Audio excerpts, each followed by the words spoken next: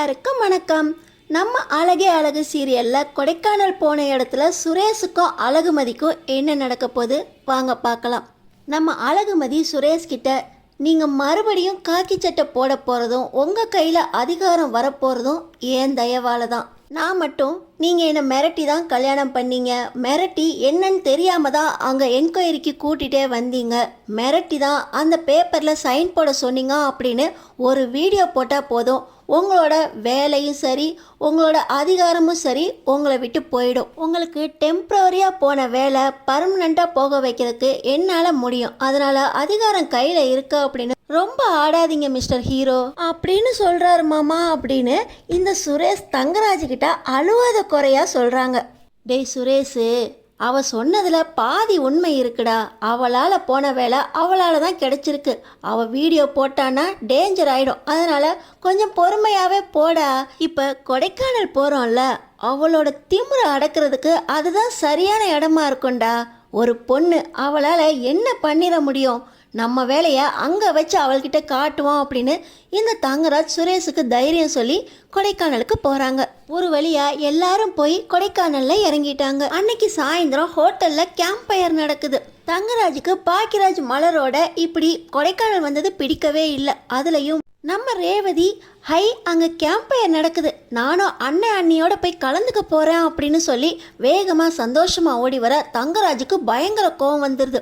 அவங்களோட நீ எதுக்கடி போய் சந்தோஷமாக இருக்கணும் அப்படின்னு கேட்டுக்கிட்டு இருக்க ரேவதி காதிலே வாங்கிக்காம கேம்ப் ஃபயரில் வந்து பாட்டுக்கு பாட்டு பாடி டான்ஸ் ஆடி கதை சொல்லி என்ஜாய் பண்ணிக்கிட்டு இருக்காங்க. ஆனால் தங்கராஜுக்கு இங்கே கூட்டிகிட்டு வந்ததே பிடிக்கல, இதில் பாக்கியராஜோடு சேர்ந்து இந்த ரேவதியும் சேர்ந்து ஆடிக்கிட்டு இருக்காளே அப்படின்னு சுரேஷ்கிட்ட போய் மாப்பிள்ள நம்ம 2 பேரும் சேர்ந்து சரக்கு அடிப்போம் மாப்பிள்ள, இந்த குளிருக்கு நம்மளுக்கு அதுதான் எதமாக இருக்கும், சந்தோஷத்தை கொடுக்கும் அப்படின்னு சொல்லி சரக்கு பாட்டிலை எடுத்துகிட்டு வந்து அந்த கேம்ப் ஃபயர்லேயே நீ ஒரு கிளாஸ் நான் ஒரு கிளாஸ் அப்படின்னு மாற்றி மாற்றி சரக்கு அடிக்கிறாங்க. எல்லாரும் அங்கே சந்தோஷமாக பாட்டு பாடிக்கிட்டு இருக்க இவங்க 2 பேரும் சரக்கு அடிக்கிறத பார்த்து மதிக்கு கோவம் வந்துடுது. நம்ம உள்ளே போகலாமா அப்படின்னு மலர்கிட்ட கேட்க எப்போயாவது தான் வீட்டிலேருந்து வெளியே வரும், இப்போ 3 நாள் தான் கிடச்சிருக்கு, இங்கே இருமதி அப்படின்னு நம்ம மலர் சொல்ல மதிக்கு என்ன பண்ணுறதுனே தெரியல. எல்லாரும் சந்தோஷமாக பாட்டு பாடிக்கிட்டு இருக்கும்போது எனக்கு கொஞ்சம் தலை வலிக்குது, நான் போய் படுக்கிறேன் அப்படின்னு ரூமில் போய் படுத்துடுறாங்க.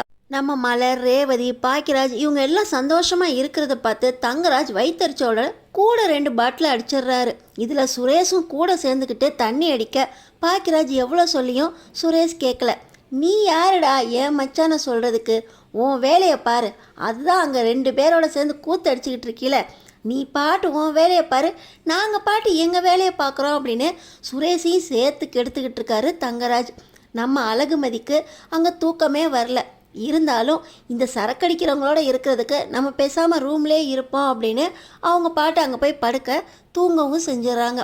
இப்போ எல்லாருமே ரொம்ப நேரம் ஆயிடுச்சு போய் தூங்குவோம் அப்படின்னு அவங்கவுங்க ரூமுக்கு கிளம்பி போக ரேவதி ஒழுங்காக ரூமுக்கு வந்து சேருங்க, இல்லை உங்களை நான் கூட்டிகிட்டு வந்த சுரேஷையும் இப்படி கெடுத்துக்கிட்டு இருக்கீங்களே, இங்கேயாவது அவங்க சந்தோஷமாக இருக்கட்டும்னு பார்த்தா இவனுக்கு சரக்கை ஊற்றி கொடுத்துக்கிட்டு இருக்கீங்க, அவன் எப்படி மதியோட ஒன்று சேர்ந்து சந்தோஷமாக வாழப்பாரானோ அப்படின்னு அவங்க ரேவதி புலம்பிக்கிட்டு இருக்க.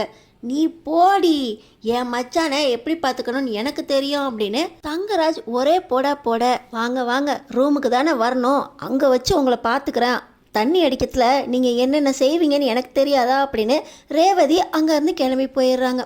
இப்போ சுரேஷ் பார்த்திங்கன்னா ஃபுல் போதையில் இருக்கார்.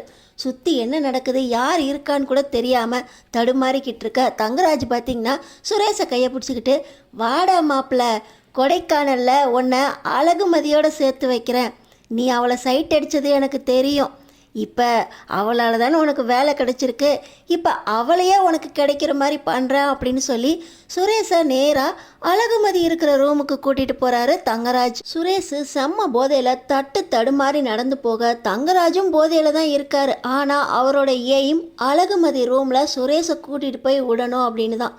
அதனால் கரெக்டாக அங்கே கூட்டிகிட்டு போய் கதவை தட்டுறாங்க. கதவு திறந்தான் இருக்குது. ஓ, நீ வருவன் தெரிஞ்சு அவள் திறந்து தாண்டா வச்சிருக்கா அப்படின்னு காலை வச்சு எட்டி உதச்சி ரூமுக்குள்ளே போக பார்த்தீங்கன்னா ஃபுல் போதையில் சுரேஷுக்கு என்னன்னே தெரியல போய் கட்டில் போய் தொம்முன்னு உழுவுறாரு. நம்ம அழகுமதி டக்குன்னு முழிச்சிடுறாங்க.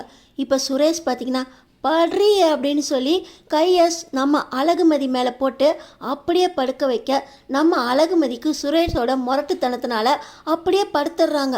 அவங்களால எவ்வளவு முயற்சி பண்ணியும் சுரேஷ்லேருந்து எந்திரிக்க முடியல. இப்போ தங்கராஜ் 2 பேரும் என்ஜாய் பண்ணுங்க அப்படின்னு சொல்லி போதையிலேருந்து அந்த ரூமை விட்டு வெளியே போய் பூட்டிட்டு போயிடுறாரு. இப்போ நம்ம அழகுமதிக்கும் சுரேஷுக்கும் அந்த ரூமில் என்ன நடக்க போகுது?